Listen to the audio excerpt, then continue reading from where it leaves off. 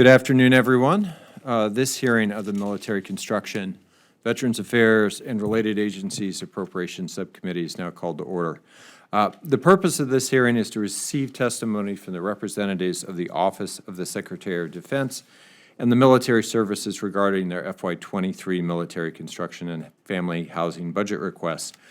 This year, with the addition of a witness from the Space Force, our hearing will consist of two panels.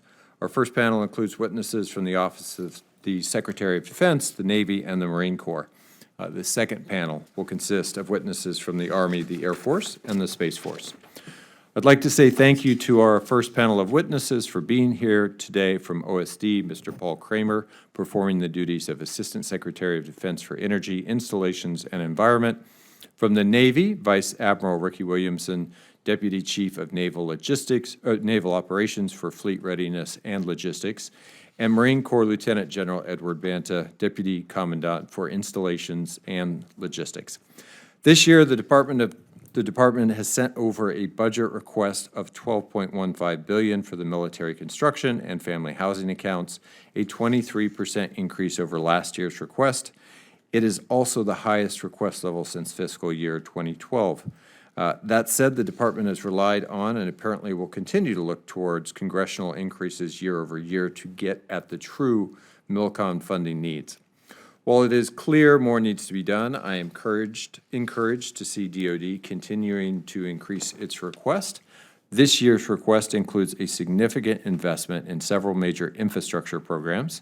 The Navy is asking for nearly $1.2 billion for 3 construction projects and $88 million in design funding, supporting the Shipyard Infrastructure Optimization Program. In recent years, this committee has been supportive of the Navy's effort to overhaul our 4 public shipyards, and we will continue to keep a close eye on the program. The Marine Corps has identified $330 million to continue the construction of a new base on Guam. The Air Force request addresses several new missions and includes over $200 million for projects supporting B-21 bed down and $444 million in funding for the ground-based strategic deterrent infrastructure. We know that each of these programs will require many years of dedicated funding.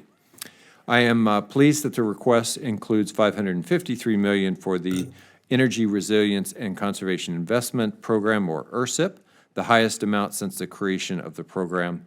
The request underscores this administration's commitment to investing in critical energy resilience projects and a clear understanding of their tie to readiness.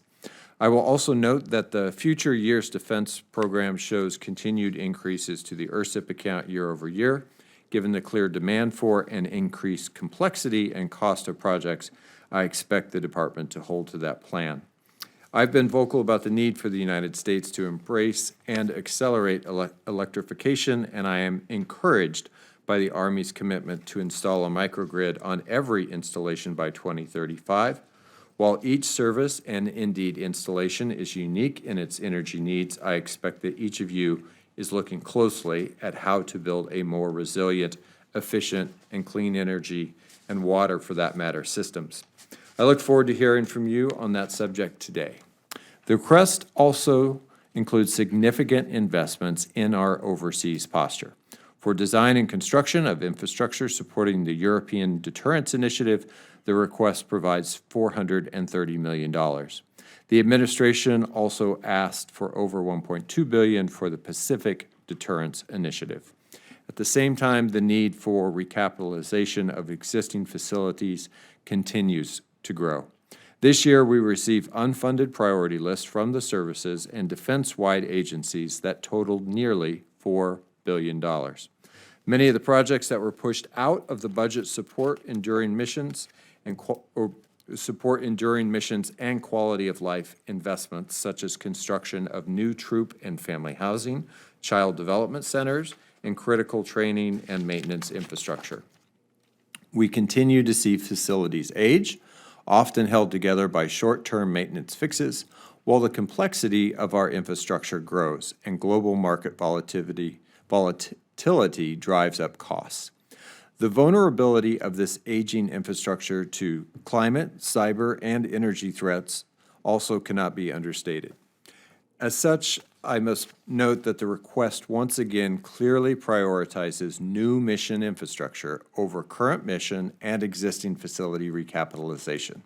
And I look forward to hearing about the installation investment strategies across the department.